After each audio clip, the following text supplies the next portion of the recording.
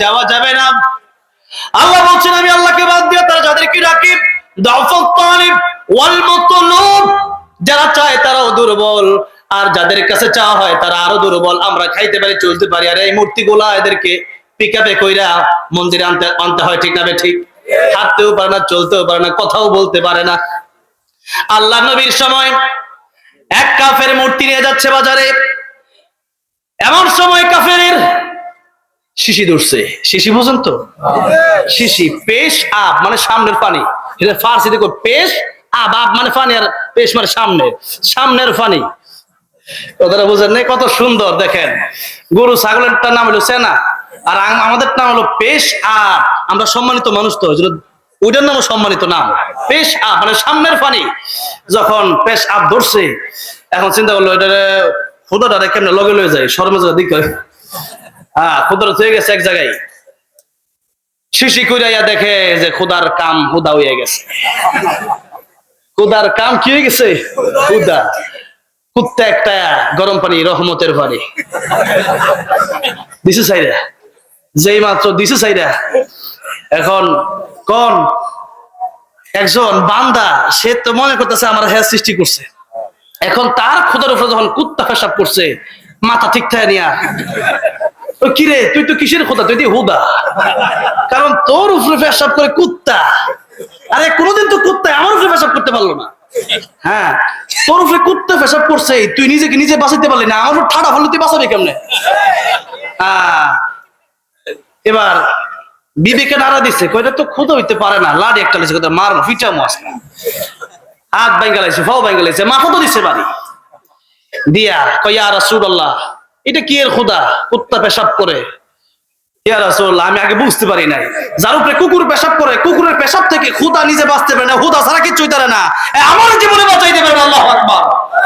ইয়া রাসূলুল্লাহ, যেই মূর্তি নিজেকে নিজে বাঁচাতে পারে না, সেই খোদা আমারে বাঁচাবে কিভাবে? আমারে পড়ায় দেন লা ইলাহা ইল্লাল্লাহ, লা ইলাহা ইল্লাল্লাহ, লা ইলাহা ইল্লাল্লাহ মুহাম্মাদুর রাসূলুল্লাহ সাল্লাল্লাহু আলাইহি ওয়াসাল্লাম।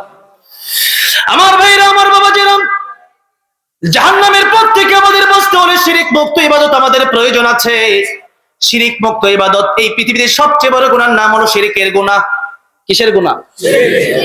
লুকমান হাকিম তার সন্তানকে বলছেন, আল্লাহ সূরা লুকমানে তুলে ধরেছেন, ওয়া ইয ক্বালা লুকমানু লিবনিহি ওয়া হুয়া ইয়াইযুহু ইয়া বুনাইয়া লা তুশরিক বিল্লাহ ইন্নাশ শিরকা লাযুলমুন আযীম। আল্লাহু আকবার।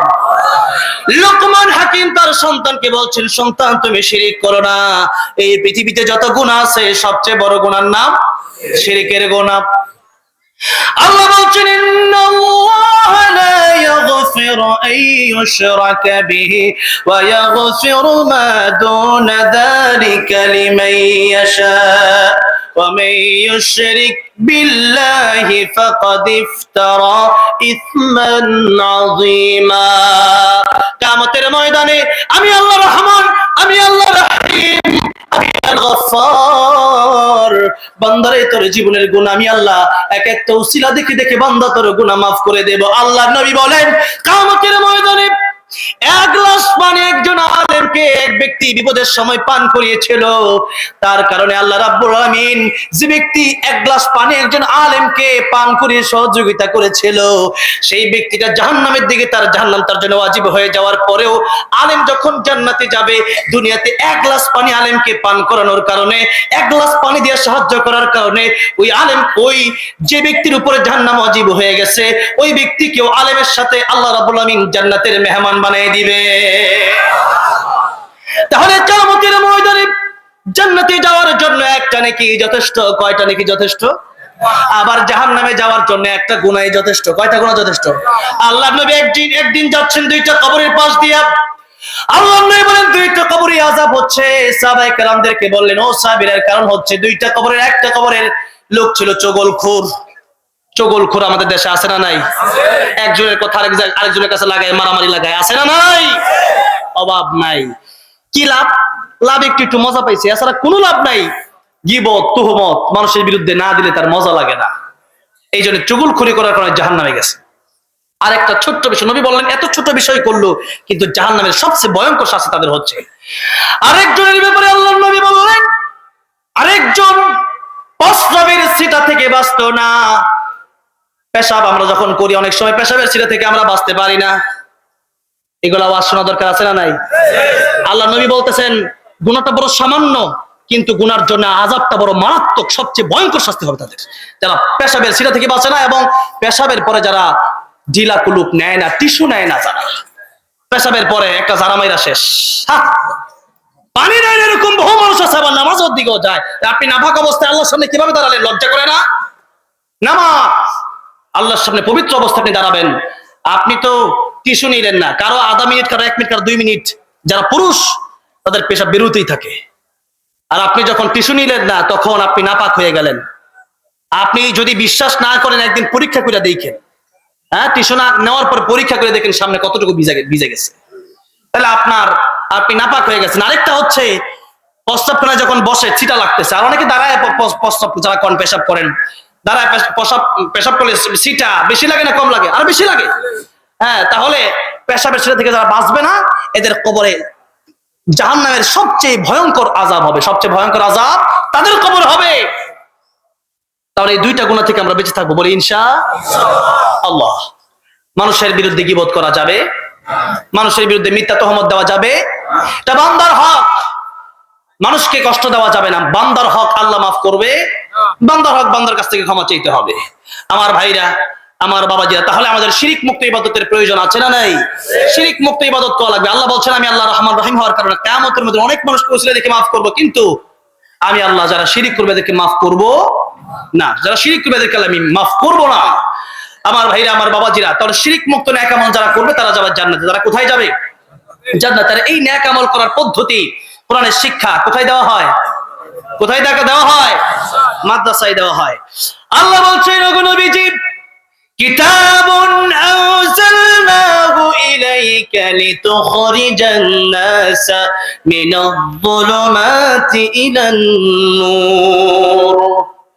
এই কিতাব আমি আল্লাহ রাব্বুল আলামিন আপনার উপর নাজিল করেছি যাতে করে মানুষকে আপনি বিইذن রাব্বিহিম, আল্লাহর হুকুমে, হেদায়েত কার হাতে? আল্লাহর হাতে। আল্লাহর হুকুম লাগবে, তা না হলে আবু তালেবকে নবী অনেক দাওয়াত দিয়েছে। আবু তালেব মানে হেদায়েতের জন্য আল্লাহর কাছে বেশি দোয়া করতে হবে, আল্লাহ আপনি আমাকে হেদায়েত দান করেন, আল্লাহ আপনি আমাকে পরিপূর্ণ ঈমান আল্লাহ আপনি আমাকে দান করেন, আল্লাহ আমাকে পরিপূর্ণ মুসলমান না বানায় আপনি কবরে নিয়েন না। এরকম দোয়া বেশি বেশি করা যাবে তো ইনশাআল্লাহ? এরপরে দোয়া করতে হবে জাহান্নাম থেকে বাঁচার দোয়া, এরপরে জান্নাতে যাওয়ার দোয়া, সবসময় বেশি বেশি আল্লাহর কাছে করা দরকার আছে না নাই? দোয়া করতে হবে বেশি বেশি। ভাইরা আমার, বাবাজিরা আমার, তাহলে আসুন জাহান্নাম থেকে যারা বাঁচবে, জান্নাতে যারা যাবে, আল্লাহ বলেন ফাকাদ ফাস, তারা সফল কাম। তারা কি? সফল কাম। এখন সফল যদি হতে চায় এই কিতাব আমাদেরকে শিখতে হবে। কোন কিতাব? হ্যাঁ, কোরআন শরীফ। কোন কিতাব? কোরআন শরীফ। এই কোরআন, পৃথিবীর সব কিতাব ধ্বংস হতে পারে, কোরআন ধ্বংস হতে পারে না। আল্লাহ বলছেন ইন্না নাহনু নাযালনা যিকরা ওয়া ইন্না লাহু লাহাফিযুন। এই কিতাব, এই কোরআন শরীফ আমি আল্লাহ নাযিল করেছি, আর হেফাজত আমি আল্লাহ করব। কেমনে করবে? আগুন দিয়া পোড়ায়া আল্লাহর কোরআন ধ্বংস করা যাবে না। ডাইনি ভাবে হাফেজ সাহেব আছে না নাই? তাদের ভিতরে কোরআন আছে না নাই? তাই নকুল কুমার বিশ্বাস একটা হিন্দু লিখছে, যদি আগুন লেগে ধ্বংস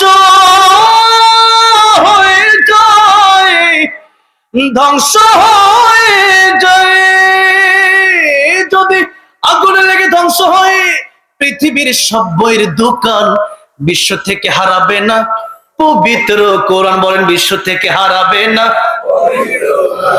আরে করবে কেমন করে? কোরআন ধ্বংস, আগুনের তেজ আছে বিশ্ব বড় গণিত, কোরআনে হাফেজ। ঠিক আছে, তারা আবার চাপে আসমানি গ্রন্থ, বাঁচাবে কোরআনের সম্মান, বিশ্ব থেকে হারাবে না পবিত্র কোরআন বলে না বিশ্ব থেকে হারাবে না। সমাধান চাও যদি জীবনে মরণে, ফিরে যাও খোঁজে নাও। বলে না একটু, ফিরে যাও খোঁজে নাও, তবেই পাবে সুখ শান্তির ঠিকানা, তবেই পাবে সুখ শান্তির ঠিকানা, যদি মেনে নাও তুমি মনে প্রাণে। সমাধান সমাধান চাও যদি জীবনে মরণে, ফিরে যাও খোঁজে নাও, চোখ রাখো কোরআনে, ফিরে যাও খোঁজে নাও। এ বাণী সকলের নয় শুধু মুমিনের, সবার। সাহাবীরা একদিন রাস্তাতে হেঁটে যাচ্ছেন, দেখলেন এক কাফেরকে সাপে কামড় দিছে। আসছে সাহাবীর কাছে যে কি করা যায়। সাহাবী সূরা ফাতিহা পড়ে ফু দিছে, সাথে সাথে সাপের বিষ পানি হয়ে গেছে। হ্যাঁ, হুজুরদের কাছে আসার দরকার নেই। আপনি মুসলমান ইমানদার বিশ্বাস থেকে কোরআনের প্রতি সূরা ফাতিহা পড়ে এরপরে পানিতে ফু দিয়ে পানি পান করবেন। হুজুররা কি বিরা ফু দেয়? হ্যাঁ, গোপন মন্ত্র শিখিয়ে দিলাম। হুজুর ঘর যাও, হাদিয়া দিতে তো আজকে বন্ধ হয়ে যাবো নাকি? হাদিয়া এমনি দিবেন, ঠিক না বেঠে? মন চাইলে এমনি হাদিয়া দিবেন। আর হচ্ছে মুহিব্বান, আলেমদেরকে মহব্বত করতে হবে, এটা জান্নাতে যাওয়ার একটা সিস্টেম। নবী বলেন আলেমদেরকে মহব্বত করো, তোমরা জান্নাতে যেতে পারবে। আলেমদেরকে মহব্বত করার কারণে, সুবহানাল্লাহ। আলেমদেরকে মহব্বত করে এটা জান্নাতে যাওয়ার একটা সিস্টেম। অবশ্যই মহব্বত করবেন। তবে যেহেতু আপনার মুমিন মুসলমান, আপনারা নিজেরাই পরে ফু দিয়ে পানি পান করবেন, ইনশাআল্লাহ শিফা দান করবেন কে? আল্লাহ। কোরআন হচ্ছে শিফা। কোরআন কি? শিফা। ওয়া নুনাজ্জিলু মিনাল কুরআনি মা হুয়া শিফাউ ওয়া রাহমাতুল লিল মুমিনিন। মুমিনদের জন্য তো শিফা আছে, এমনকি আল্লাহ দেখায় দিলেন কাফেরদের জন্য কোরআনে শিফা আছে না নাই? এই কোরআন শরীফ আল্লাহ নাযিল করলেন, হেফাজত আল্লাহ রাব্বুল আলামিন করবেন। হাফেজে কোরআনদের সিনা পোড়ানো যায় না, কোরআনের পৃষ্ঠা পোড়ানো যায়, হাফেজে কোরআনের সিনাও পোড়ানো যায়। হিন্দুরা লাশ পুড়িয়ে ফিরে রুহু পোড়াইতে পারে না। রুহু পোড়াইতে পারে? এই যে আমার দেহটা, এই দেহটার দাম আছে রুহু না থাকলে? এই রুহু কি জিনিস? এই রুহু কি জিনিস তা আল্লাহ নবীর কাছে প্রশ্ন করা হলো। আল্লাহ কোরআন শরীফে সূরা কাফের জবাব দিয়েছেন, শুনবেন আপনারা। আল্লাহ বলছেন, আল্লাহ নবীর কাছে প্রশ্ন করা হলো, ওয়ায়াসআলুনাকা আনির রূহ কুলির রূহু মিন আমরি রাব্বি ওয়া মা উতীতুম মিনাল ইলমি ইল্লা ক্বালিলা। হে নবী, আপনার কাছে রূহ সম্পর্কে জিজ্ঞেস করা হয়, আপনি মানুষদেরকে বলে দেন রূহ হচ্ছে এমন একটা জিনিস, এটা আল্লাহর হুকুম। আল্লাহ হুকুম দিয়েছে তাই ভিতরে প্রবেশ করেছে।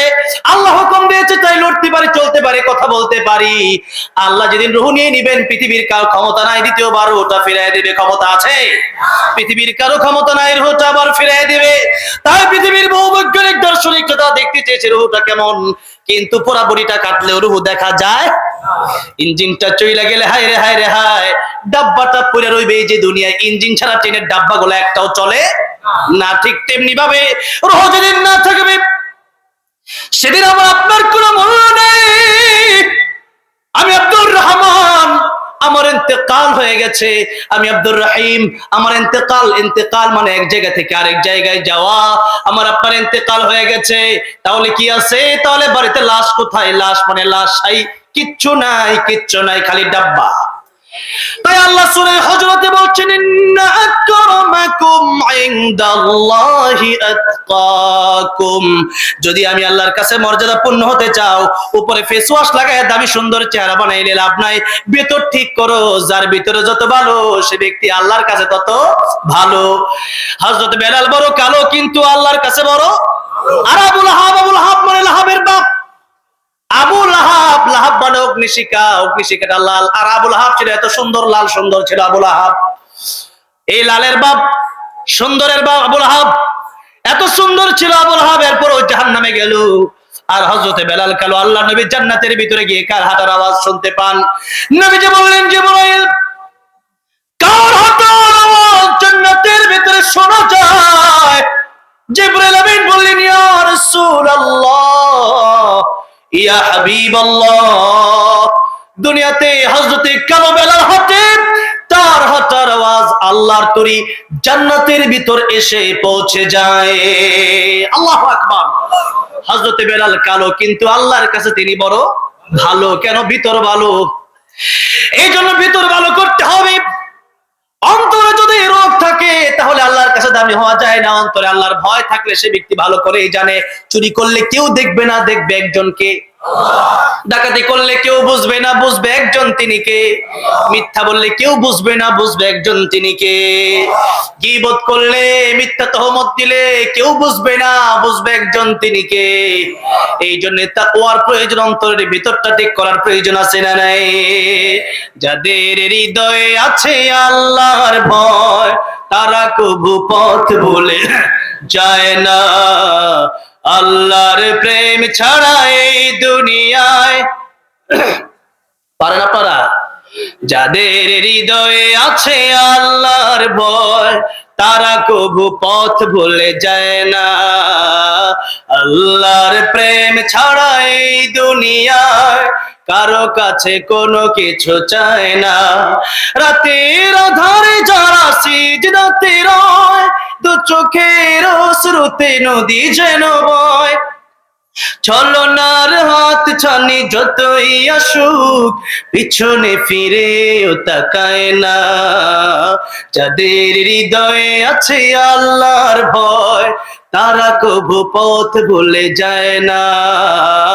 আল্লাহর প্রেম ছাড়া এই দুনিয়ায় কারো কাছে কোনো কিছু চায় না। ঠিক না বেঠে? এই জন্য আল্লাহর ভালোবাসা অন্তরে আমাদের ঢোকাতে হবে। আল্লাহর কোরআনের দিকে আমাদের মায়ের হতে হবে। আল্লাহর কোরআনকে আপন করে নিতে হবে। এবার একটা আয়াতের মাধ্যমে আজকের এক আয়াত থেকে আরেক আয়াত, তাফসীরুল কোরআন বিল কোরআন, এক আয়াত থেকে আরেক আয়াত বুঝিয়ে দেব আপনাদেরকে, এরপরে আলোচনা শেষ করে দেব।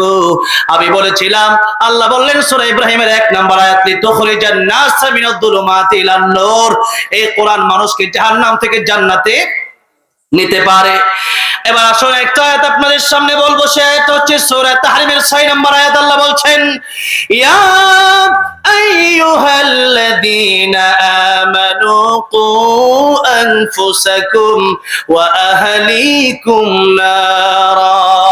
হে ঈমানদারেরা, তোমরা জাহান্নামের আগুন থেকে নিজেরা বাঁচো, পরিবারকে জাহান্নামের আগুন থেকে বাঁচাও।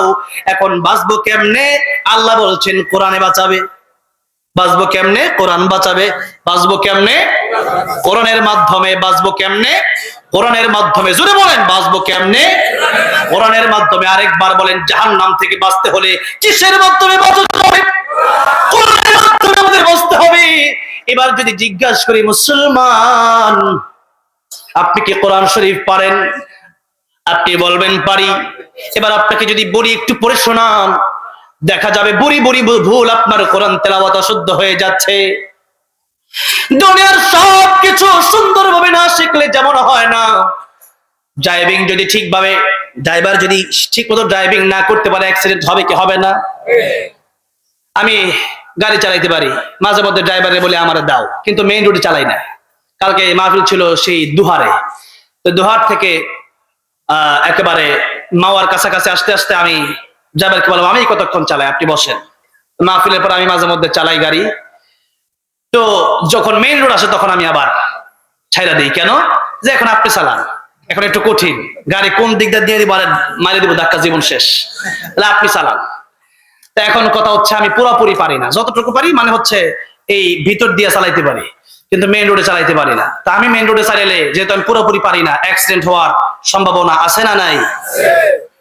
কোরআন শরীফ একজন ড্রাইভার যদি সে ড্রাইভিং যদি পুরোপুরি না শিখে, যদি তার রাস্তা ঠিক, তার রাস্তায় অ্যাক্সিডেন্ট হওয়ার সম্ভাবনা থাকে, তাহলে যেই কোরআন শিখে জাহান্নাম থেকে বাঁচবো, জান্নাতে যাবো, ওই কোরআন শরীফ যদি সহি শুদ্ধ করে না শিখি, তাহলে বলেন সেই কোরআন শেখার মাধ্যমে কি জান্নাতে যাওয়া যাবে? যাবে না। কেন? কোরআন শরীফ যারা সহি শুদ্ধ করে তেলাওয়াত করে, নবী বলেন কোরআন তাদেরকে লানত দেয়। কোরআন তাদেরকে কি দেয়? লানত দেয়। আমি টাঙ্গাইলে একবার যাচ্ছি, তো পেট্রোল পাম্পে দাঁড়ালাম, নামাজ পড়বো। নামাজের সময় একজন পড়ছে, মাগরিবের নামাজ পড়ছে, কুল হু আল্লাহু আহাদ। হবে কি? কুল হু আল্লাহু আহাদ। তিনি পড়লেন আহাদ, অর্থ চেঞ্জ। আহাদ মানে আল্লাহ একক, আর আহাদুন মানে ওয়াদা। তো আল্লাহ বললেন কি, আর আপনি করলেন কি?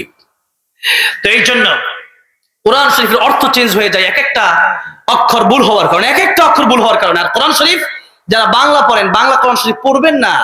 বাংলা কোরআন পড়লেও কোরআন লানত দেয়। বাংলা কোরআন পড়লে বাংলা কোরআন শরীফ পড়া জায়েজ নাই। এই পৃথিবীর এমন কোন মুফতি বের হয় না যে মুফতি এই ফতোয়া দিতে পারবে যে কোরআন শরীফ বাংলায় পড়া জায়েজ আছে। কেউ পারবে না। বাংলা আপনি কোরআন শরীফ যদি পড়েন তাহলে আপনি আলহামদুর হা উচ্চারণ করবেন কোন অক্ষর দিয়া? হ্যাঁ, আপনি হা উচ্চারণ করতে পারবেন, হা উচ্চারণ করতে পারবেন? পারবেন না। আইনের আপনি অন্তস্থ ওয়া দিয়া কি ইয়া হয়, সরাইয়া দিয়ে আলিফ হতে পারে, তা আইন আপনি উচ্চারণ করবেন বাংলা কোন অক্ষর দিয়া? পারবেন? পারবেন না। এর কারণে আপনাকে কোরআন অবশ্যই কোন একজন উস্তাদের কাছে আপনাকে কোরআন শিখতে হবে, যিনি কোরআন পারেন, যিনি কোরআন শিখেছেন। এই জন্য খায়রুকুম মান তাআল্লামাল কুরআনা ওয়া আল্লামা, যারা শিখে এবং শিখায় এরাই দামি। নিজেরা শিখলে হবে না। একটা ভালো কথা আপনি জানেন, এটা আপনাকে পৌঁছায় দিতে হবে, এটাও সদকায়ে জারি। এটা কি? আপনার ভালো কথা, আপনার কোরআন শেখানোর মাধ্যমে যদি কেউ ভালো হয়, সে যতদিন ইবাদত করবে, কোরআন পড়বে, ততদিন আপনি কবরে গিয়েও সব পেতে থাকবেন। সুবহানাল্লাহ। এই জন্য কোরআন শরীফ আমরা শিখবো বলি ইনশাআল্লাহ। নিজেদেরকে তো ঠিক শিখতে হবে। এবার আল্লাহ বলছে আহলিকুম, তোমাদের পরিবারকেও শিখাতে হবে। তোমাদের পরিবারকে কি করতে হবে? শিখাতে হবে। কোরআন না শিখলে জাহান্নাম থেকে বাঁচার কোনো সিস্টেম নাই। কিভাবে সিস্টেম নাই এটা বলি আমি ওয়াজ শেষ করবো আজকে। আল্লাহর নবী বলেন, কিয়ামতের কঠিন ময়দানে সর্বপ্রথম হিসাব যখন হবে, কিসের হিসাব হবে বলেন আপনারা? নামাজের হিসাব হবে। আল্লাহর নবী বললেন, নামাজের হিসাব দিতে গিয়ে যারা পার পেয়ে যাবে, সব জায়গায় তারা পার পেয়ে যাবে, সব জায়গায় তাদের হিসাব সহজ হয়ে যাবে, তার কারণে সে ব্যক্তি জান্নাতের ভিতরে চলে যাবে। আর যে ব্যক্তি নামাজের হিসাব দিতে গিয়ে ধরা খেয়ে যাবে, নামাজ সঠিকভাবে আদায় করবে না, এই ব্যক্তি কিয়ামতের কঠিন ময়দানে তাকে জাহান্নামে যাওয়া লাগবে। নামাজের হিসাবে ধরা, সব হিসাবেই ধরা, নামাজের হিসাবে পাকা, সব হিসাবেই পাকা। আর নামাজ ভঙ্গের কারণ 19টা, এর মধ্যে প্রথম কারণ আপনারা বলেন তো একটু দেখি। নামাজে তেলাওয়াত অশুদ্ধ পড়া। নামাজ অশুদ্ধ পড়লে নামাজ হয় না। ওযু ছাড়া নামাজ পড়লে নামাজ হয়? ওযু ছাড়া নামাজ পড়লে যেমন নামাজ হয় না, কোরআন শরীফ তেলাওয়াত অশুদ্ধ হলেও নামাজ হয় না। এই খুঁটিনাটি কথা অনেকের শুনতে ভালো লাগে না। হুজুর এই একটা ঘটনা কইবেন আপনি, এই ঘটনা অনেকে শুনতে চায়, কিন্তু এগুলো কোরআনের তাফসীর, এগুলো কোরআনের কি তাফসীর, এগুলো শুনতে হবে, এগুলোর মাধ্যমে আপনি জান্নাতে যেতে পারবেন। এগুলো শুনেন। আল্লাহ বলছেন নিজেও বাঁচতে হবে, পরিবারকেও জাহান্নাম থেকে বাঁচাতে হবে। আর কিভাবে বাঁচবেন? কোরআনের মাধ্যমে বাঁচতে হবে, কোরআন শিখার মাধ্যমে। এখন দেখেন, তলাবুল ইলমি ফারিদাতুন আলা কুল্লি মুসলিম, সবার জন্য দ্বীন ইলম তলব করা ফরজ, দ্বীন ইলম শিক্ষা করা ফরজ। এখন ফরজ যে কতটুকুর ফরজ, যতটুকু আপনার মানতে হবে। যেমন গোসলের ফরজ কয়টা? 3টা। হ্যাঁ, একজন দ্বারাও তো গোসলের ফরজটা কত দেখি, কে পারে? গোসলে 3 ফরজ, কুলি করা, নাকে পানি দেওয়া, সমস্ত শরীর ভালোভাবে ধৌত করা। হ্যাঁ, বসো, যেরকম মারহাবা।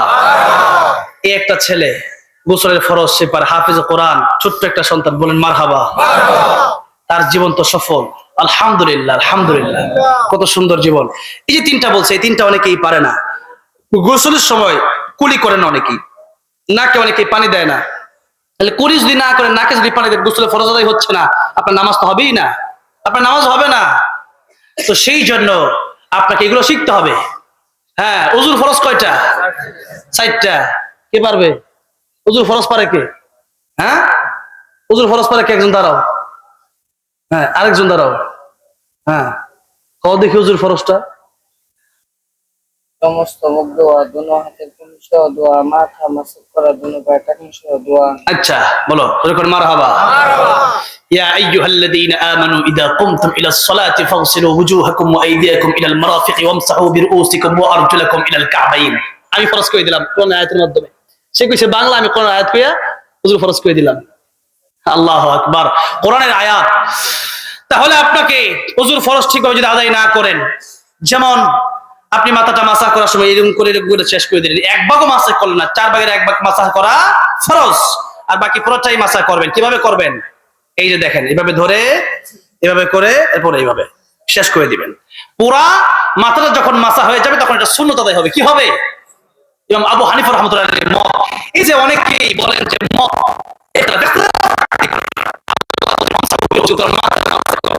এখন হানাফি শাফির ভিতরে পার্থক্য রাখি। এক ইমাম বলতেছে 3 চুল পরিমাণ মাসা করলে হবে। আবার আমরা সবাই যারা হানাফি মাযহাব মানি, আমাদের মানতে হবে, আমাদের ইমাম আবু হানিফা রাহমাতুল্লাহি আলাইহি বলছেন যদি কেউ 4 ভাগের 1 ভাগ মাসাহ করে ফরজ আদায় হবে, আর পুরোটা মাসাহ করলে সুন্নাত সহ আদায় হয়ে যাবে। হানাফি মাযহাব খুব সুন্দর মাযহাব। ভাইরা আমার, বাবাজিরা আমার, তাহলে এবার আসুন যেই কথা বলছিলাম, আমাকে আপনাকে ওযুর ফরজ, গোসলের ফরজ, ওযু ভঙ্গের কারণ, এরপরে গোসল ফরজ হওয়ার কারণ, নামাজ ভঙ্গের কারণ, হ্যাঁ নামাজের ওয়াজিব, নামাজের ফরজ, এই যে বিষয়গুলো, এরকম কয়েকটা বললাম, এরকম আরো কয়েকটা বিষয় আছে। নামাজ শুদ্ধ হওয়ার জন্য কোরআন শরীফ সহি শুদ্ধ করে তেলাওয়াত শেখা, এগুলা কি ফরজ না নফল? শিখতেই হবে। এবার যদি আপনি না শিখেন আপনি গুনাহগার হবেন। সন্তানকে শেখাবেন না, এই সন্তান বলবে আল্লাহ আমার বাপরে আজকে আগে জাহান্নামে দেন, কারণ এই বাপে আমারে ডক্টর বানাইছে, ইঞ্জিনিয়ার বানাইছে, উকিল বানাইছে, জজ বানাইছে, ব্যারিস্টার বানাইছে। কোরআন শরীফ শিখতে কি অনেক সময় লাগে? গোসলের ফরজ 3টা শিখতে কি 3 মাস লাগে? 3 দিন লাগে? 1 মিনিট লাগে মাত্র। তাহলে এরকম গুরুত্বপূর্ণ বিষয়গুলো যেগুলো আপনার জীবনের জন্য চলার জন্য প্রয়োজন, ফরজ, এই বিষয়গুলো শিখতে 2 মাস, 3 মাস, 4 মাস, ধরেন 1 বছরই লাগে। তাহলে আপনি স্কুলে পড়ান, কোনো সমস্যা নাই। তাহলে আপনাদেরকে একটা প্রশ্ন করতে চাই, প্রাইমারি থেকে কি ওযু গোসলের ফরজ শিক্ষা দেওয়া হয় নাকি? হাই স্কুলে দেওয়া হয়, এরপরে কলেজ ইউনিভার্সিটিতে দেওয়া হয়। বিয়ে করার পর সন্তান হলে বৈধ, আর বিয়ে না করলে এই সন্তান অবৈধ। এই শিক্ষাটা কি স্কুল কলেজ ইউনিভার্সিটি দেওয়া হয় না মাদ্রাসায় দেওয়া হয়? মাদ্রাসায় দেওয়া হয়। এখন যারা স্কুল কলেজ ইউনিভার্সিটির ছাত্র ভাইয়েরা, তারা কি জানে না যে বিয়ে ছাড়া সন্তান অবৈধ? জানে না। কিভাবে জানে? আলেমদের পরশের মাধ্যমে, কোরআনওয়ালাদের পরশের মাধ্যমে। যদি এই মাদ্রাসা না থাকে, এই কোরআনওয়ালা না থাকে, মানুষ থাকবে না, মানুষ পশু হয়ে যাবে।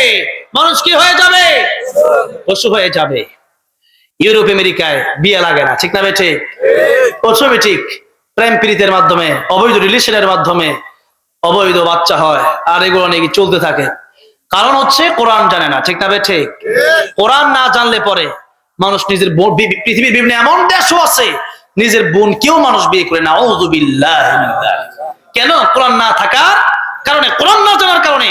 কোরআনের জ্ঞান না থাকলে মানুষের চরিত্র পশুর চরিত্র হয়ে যায়, আর কোরআনের জ্ঞান থাকলেই আল্লামাল কুরআন খালাকাল ইনসান। আল্লাহ বলছেন যারা কোরআন শিখলো তারা মানুষ হলো। আল্লাহ বলছেন যিনি কোরআন শিখালেন রহমান তিনি, যিনি তোমাদের মানুষ বানালেন। আল্লাহ বলছেন আল্লামাল কুরআন খালাকাল ইনসান। আল্লাহ বলেন নাই খালাকাল ইনসান আল্লামাল কুরআন, আল্লাহ বলেছেন আল্লামাল কুরআন খালাকাল ইনসান। আল্লাহ বলেছেন কোরআন যে শিখলো প্রকৃত মানুষ হলো। কোরআন যারা শিখলো না এরা সুরতে মানুষ। আমি ফেরাউনের লাশ দেখতে গিয়েছিলাম মিশরে। ফেরাউন সেও তো মানুষের মতোই দেখা যায়। আবু লাহাব, আবু জাহেল মানুষের মতোই দেখা যাইত, দেখতে মানুষের মতোই। কিন্তু বলেন যেই মানুষের ভেতরে কোরআন নাই সে মানুষের দাম আছে? যে ব্যক্তি কোরআন মানে না, যার কলমে কোরআন প্রবেশ করলো না, যে ব্যক্তি কোরআন পড়লো না, কোরআন বুঝলো না, কোরআন শুনলো না, আল্লাহ বলছেন লাহুম কুলুবুন লা ইয়াফকাহুনা বিহা ওয়া লাহুম আ'য়ুনুন লা ইউবসিরুনা বিহা ওয়া লাহুম আযানুন লা ইয়াসমাউনা বিহা উলাইকা কাল আন'আমি বাল হুম আদাল উলাইকা হুমুল গাফিলুন। আল্লাহ বলছেন কলম আছে কোরআন ঢুকাইলো না কলমে, চোখ আছে চোখ দিয়ে কোরআন দেখলো না, কান আছে কান দিয়ে কোরআন শুনলো না, ব্যক্তিটা কুকুর বিড়ালের মতো, চতুষ্পদ জানোয়ারের মতো শুধু নয়, তারা কুকুর বিড়ালের চাইতে আরো নিকৃষ্ট। কেন নিকৃষ্ট? আসহাবে কাফের কুকুরটাও জান্নাতে যাবে, আর আমি আপনি যদি জাহান্নামে যাই আমার চাইতে আসহাবের কুকুরটাই ভালো, ঠিক না বেঠে? এই জন্য জান্নাতে যদি যেতে পারেন মানুষ হয়ে লাভ আছে, আর জান্নাতে না যেতে পারলে মানুষ হয়ে লাভ, মানুষ হয়েও বিপদ। কিয়ামতের ময়দানে গরুর বিচার হবে, ছাগলের বিচার হবে, বিড়ালের বিচার হবে। একটা গরু আরেকটা গরুকে গোতা দিলে আল্লাহ সেই গরুর শক্তি বাড়ায় দেবে, আর ওই গরুর শক্তি কমায় দিবে। এক গরু আরেক গরুকে গোতা দিবে, আল্লাহ বলবেন কোন তোরা মাটি হয়ে যাও। আল্লাহর বিচার শেষ হয়ে যাবে তাদের বেলায়। এবার